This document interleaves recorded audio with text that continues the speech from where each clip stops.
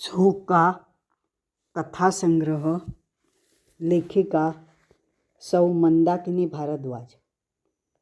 प्रकाशक Mahajan publishing house, सौ नेहा महाजन.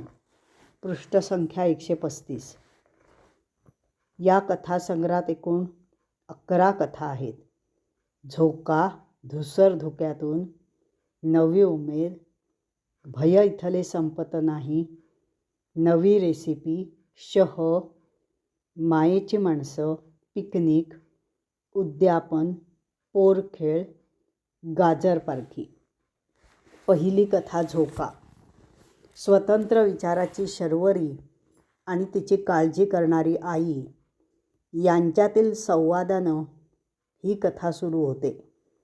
नोकरीच्या निमित्ताने आईपासून दूर राहताना प्रथम मालूमावशीकडे, नंतर दिघे आजींच्या खोलीत राहून स्वातंत्र्यासाठीची एक एक लढाई लढताना तिची होणारी कसरत, वरवर अगदी सामान्य वाटते.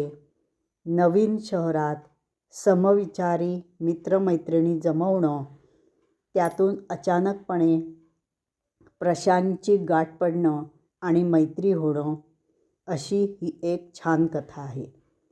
दुसरी कथा आहे धुसर धुक्यातून. उर्मिला, विवेक, आनंदिता यांच्यातील प्रेम कहाणीचा त्रिकोण वाचायलाच हवा. पहिल्यापासून शेवटपर्यंत उत्कंठा वाढवत नेणारी ही कथा आहे. तिसरी कथा आहे नवी उमेद. आजच्या काळचा जिव्हाळ्याचा विषय. नोकरी करणारे आईबाबा आणि घरात एकटं राहणारं मूल, त्याचे हट्ट.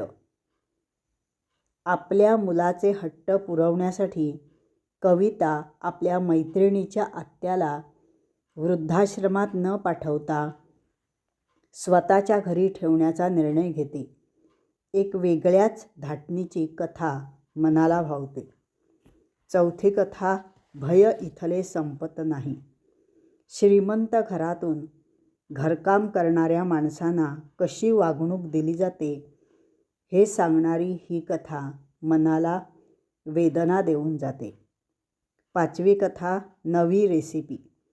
प्रत्येक पदार्थ निगुतीने करणाऱ्या कालिंदीबाई व त्यांची मुलाखत घ्यायच्या निमित्तानं त्यांच्या मनात स्थान मिळवण्यासाठी धडपडणारी नेहा यांची नवी रेसिपी, कौटुंबिक रेसिपी वाचताना खूप गंमत वाटते.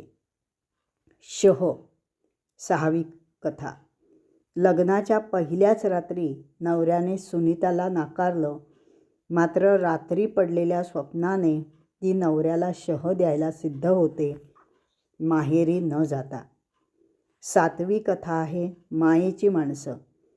अभिनयात नाव मिळवलेल्या शिरीषला आईची माया उमगत नाही, मात्र मीरा मावशी त्याला ती जाणीव करून देते. शिरीषला आपली कथा उमगते, आपली चूक उमगते. आठवी कथा आहे पिकनिक. घरातील सगळेजण ट्रीपला जातात, फ्रेश होतात, पण अपर्णाला सगळ्यांची तंत्र सांभाळण्यात ट्रीप एन्जॉय करता येत नाही. उलट थकवा येतो. यातून मार्ग काढण्यासाठी तिला माहेरी पाठवण्याचा निर्णय बाबा म्हणजे नवरा घेतो. खूप सुंदर कथा आहे ही. नववी कथा आहे उद्यापन. कमलिनी आणि अतुल कष्टानं संसार उभा करतात, मात्र अतुल शलाकामध्ये गुंतत जातो. कमलिनी मात्र नवऱ्याच्या या वागण्यावर त्रागा न करता त्रयस्थ नजरेने पाहते. दहावी कथा आहे पोरखेळ. मंगेशचं लग्न नीताशी झालं होतं, त्यामुळे आई नाराज होती. म्हणून तो सानिकाबरोबर लग्न करण्याचं नक्की करतो. आई मंगेशच्या निर्णयाला विरोध करते आणि नीताला सून म्हणून स्वीकारते. 11वी कथा गाजर पारखी. दिनू एक सामान्य माणूस. त्याची बायको प्रभा व तिची मैत्रीण लीलू. लीलू दिनूच्या घरी येते, पण तो तिला प्रत्यक्ष पाहत नाही. तिचं निळं प्रिंटेड पातळ पाहतो आणि असं पातळ दिसणाऱ्या स्त्रीशी लीलू समजून वागतो. गंमत वाटावी अशी ही कथा आहे. या सर्व कथा कौटुंबिक विषयाच्या कथा आहेत. नात्या नात्यातील शह-काटशह, कटुता, गोडवा, समज, गैरसमज यांचे दर्शन या कथांमधून आपल्याला घडते. संवादाच्या माध्यमातून कथाबीज पुढे सरकत जाते. त्यामुळे कथांमधील संवाद लक्षवेधी आहेत.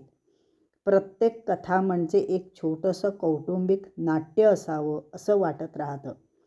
अनावश्यक पाल्हाळिक वर्णनाला फाटा दिला आहे. त्यामुळे कथा वाचताना उत्सुकता ताणते. प्रत्येक कथेतील माणसं स्वतंत्र विचाराची आहेत. प्रत्येक कथेतील स्त्री आपल्याला वाटतं त्यापेक्षा वेगळा विचार करते. शहकथेतील सुनीता, पोरखेळ कथेतील आई, उद्यापन कथेतील कमलिनी, धूसर धुक्यातून कथेतील आनंदिता, नवी उमेद कथेतील कविता या सर्वजणी जगण्याचा एक नवा मंत्र देतात. मायेची माणसं, पिकनिक या कथांमधून आई अगर पत्नी यांच्याकडे पाहण्याचा दृष्टिकोन वाचकाला मिळतो. म्हणूनच या सर्व कथा तुमच्या आमच्या सर्वांच्या अवतीभोवती घडणाऱ्या प्रसंगासारख्या आहेत.